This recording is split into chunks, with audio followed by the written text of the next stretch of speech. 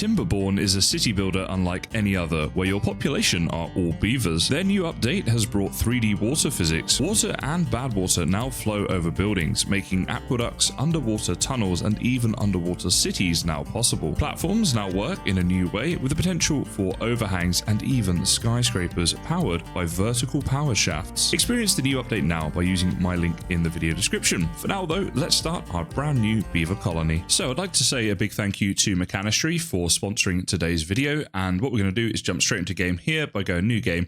And we're going to choose these. These are the beaver faction that we start with. You can unlock others as we go through. And if I turn this into a series, then we'll see that. Incidentally, if you guys would like to see a series on this and more Timberborn videos, then please do consider subscribing. Now we have a range of different maps that we can choose from, and you get their sizes here as well as like a little preview. So the first question, of course, is which map we're going to start on. I think this one at the top actually looks pretty good. It's called Lakes, and also it's got this little leaf here, and that means it's a beginner-friendly map. And as I'm new to the game, I think we'll start off with this one. At this point, you can set the difficulty of your game and even customize that. We're just going to go normal because that'll be the average sort of experience, and then if you guys are playing along at home, then it should be something similar. Now we need to name our town something to get us started, and I thought, you got, you know, Amsterdam in real life, it's at least got dam in it, and we got beavers here, so I thought Hamsterdam, and I know that's terrible, but you know, that's what it is now, guys. You just have to like it. But immediately we see here, there we go, our beavers are coming out.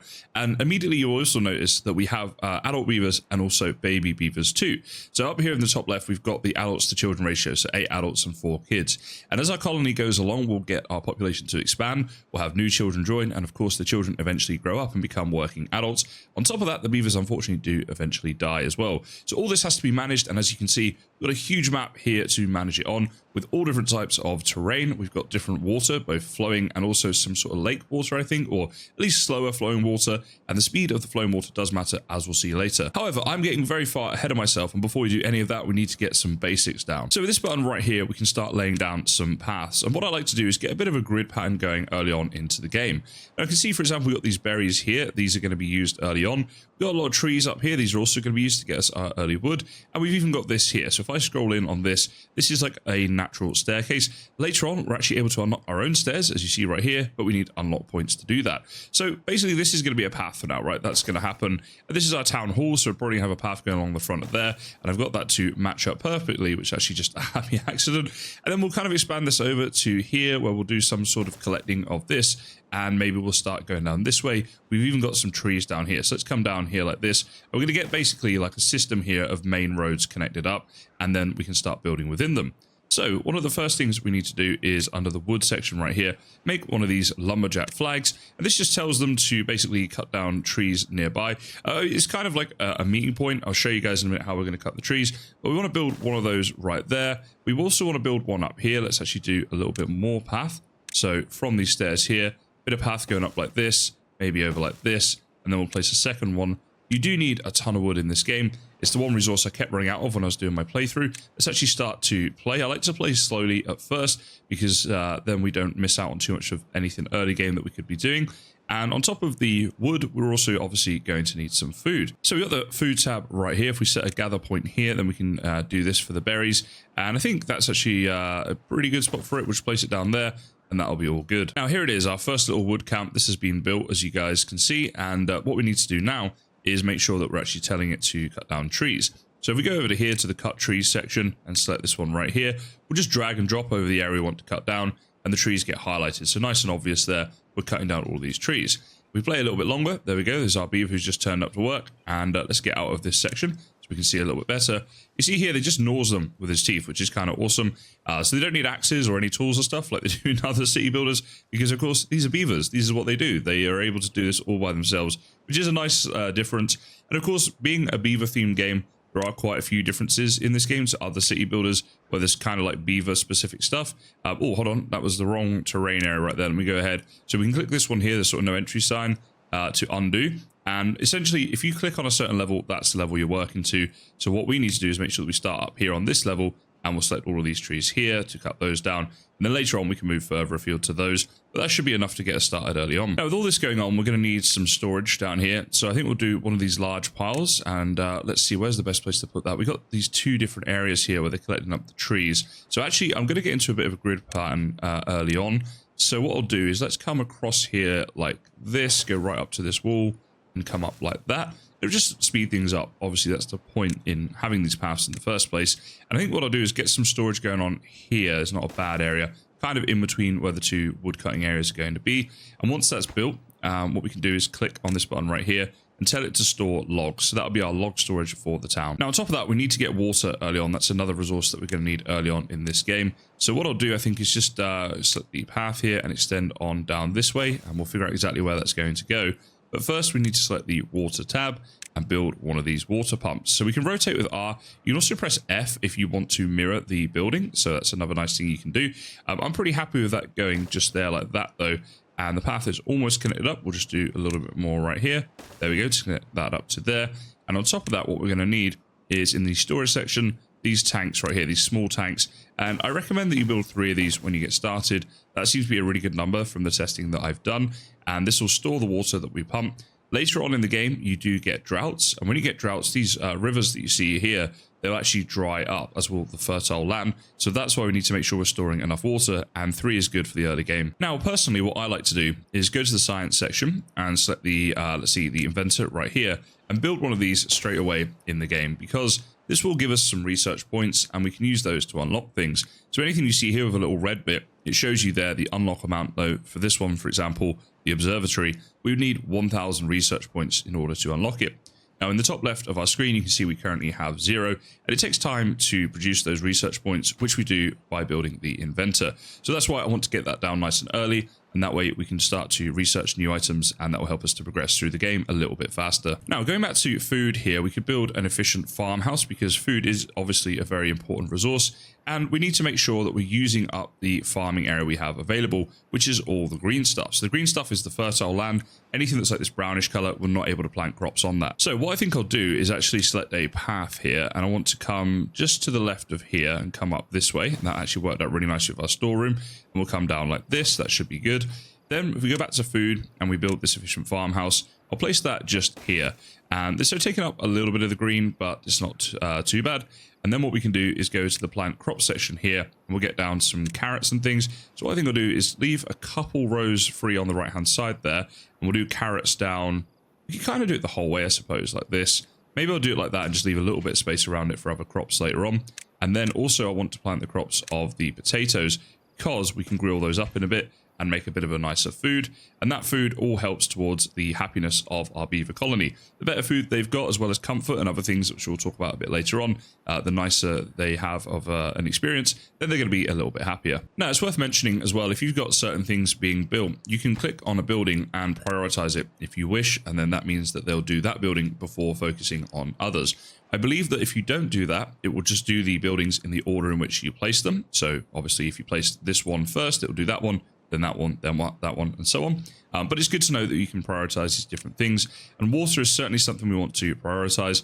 We've just started to create it. And you can see up in the top here, we have like 3 water stored. But if we can get some of these barrels up and running as quickly as possible, then we can get that storage up, which is, as I say, very important for the future. Now, it's important as well to select these towers and make sure that we set them to water. So we can do that actually before they are constructed. But that just means that they know what to store there, because you have a range of different things you could store in here. So they've got antidotes there, you've got bad water, biofuels, stuff like that, which we'll come on to later on into the game. For now, we want them to be water. So yeah, we need to make sure that we do that.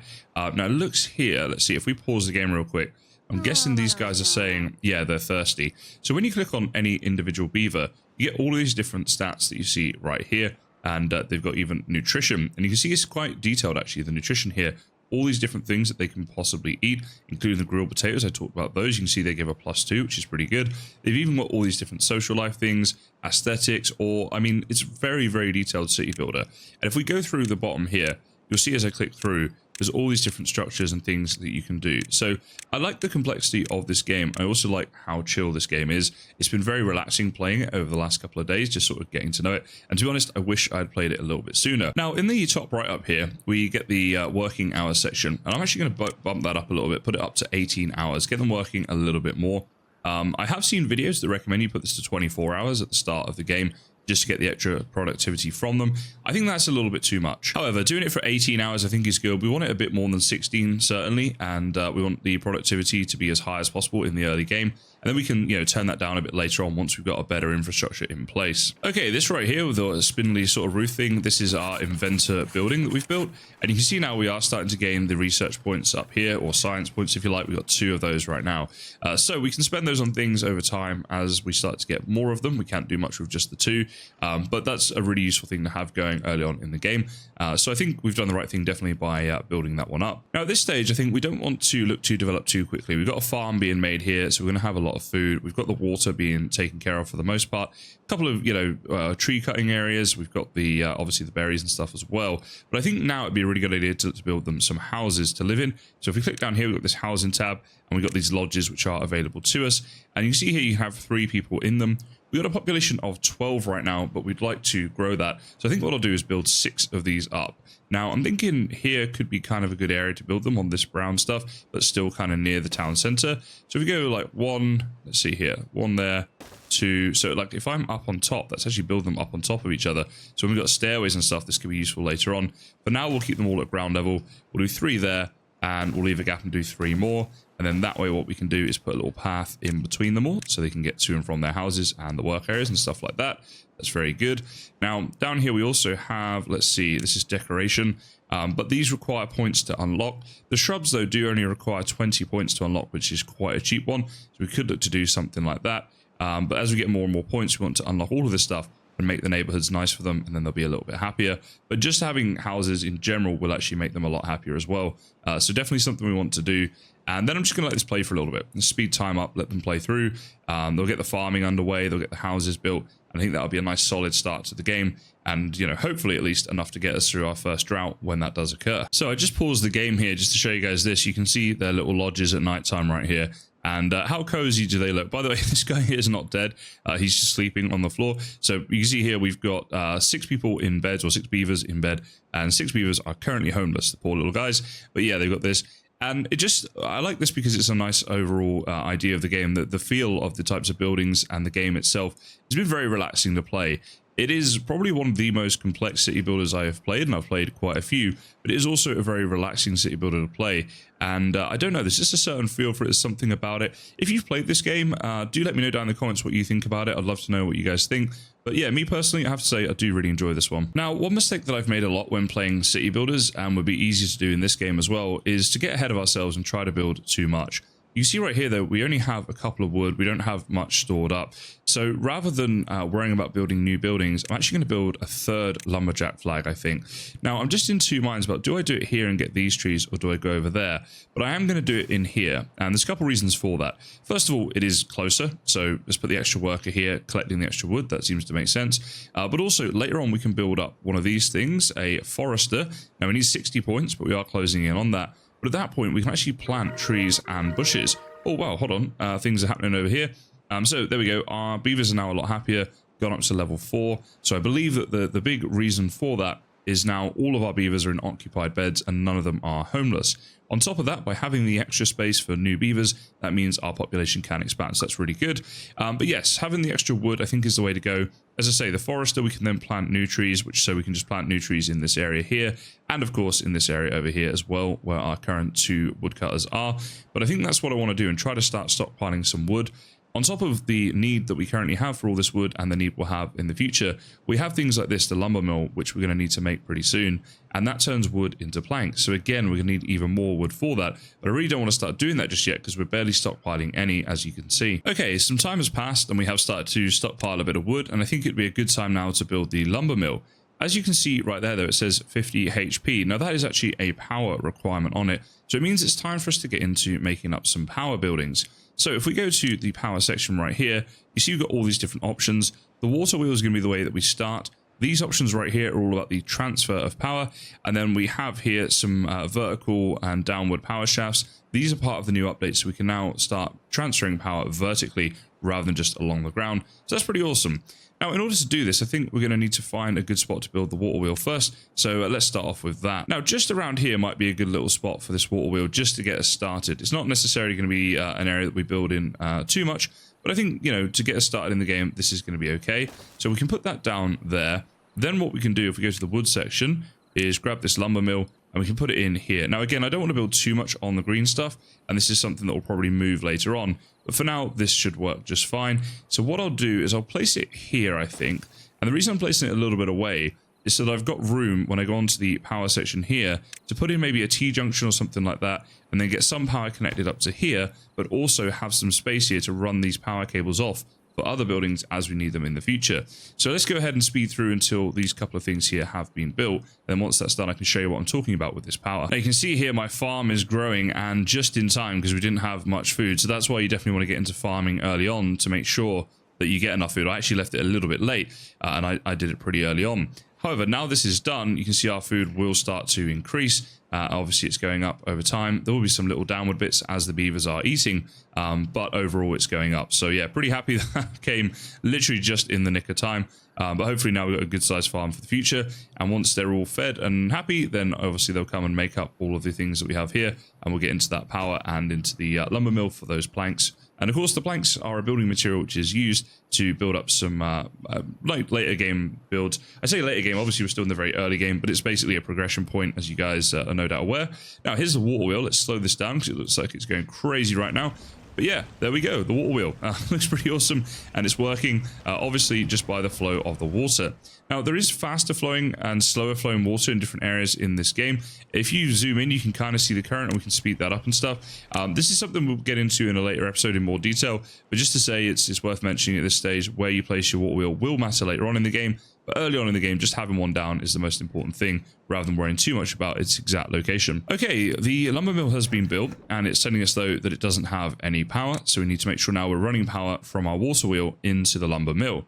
So on the power section down here, the first thing I want to do is make one of these a T-junction. So we can press R to rotate this around. Let's place it that way. There we go. And connect it up here.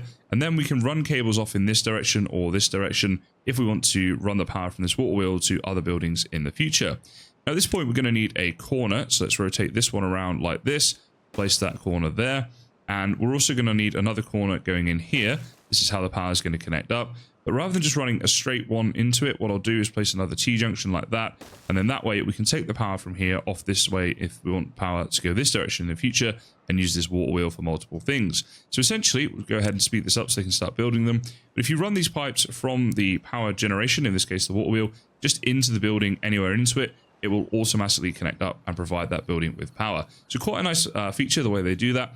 Later on in the game, you'll see as well, we're able to raise these power shafts up and run them over our paths if we want, or over buildings and things like that. And so it does get to be, you know, very complex, but in a very good way, a way that allows a lot of freedom in terms of building, and where you're placing things, you don't always have to have everything next to the power source like I've done here, but it is a good idea when you're first starting out. So with that connected up, this building now has power, and our beaver in here, who's called a Rakash, can go ahead and turn some of our logs into planks, which will then be used for other things, which is obviously very nice. So that's a pretty good start to our Timberborn adventure. And if you'd like to get the game yourself, please do use my link in the description, as that'll help me out if you're going to get that anyway. But for now, I just want to say thank you so much for watching, and I look forward to seeing you guys in the next one.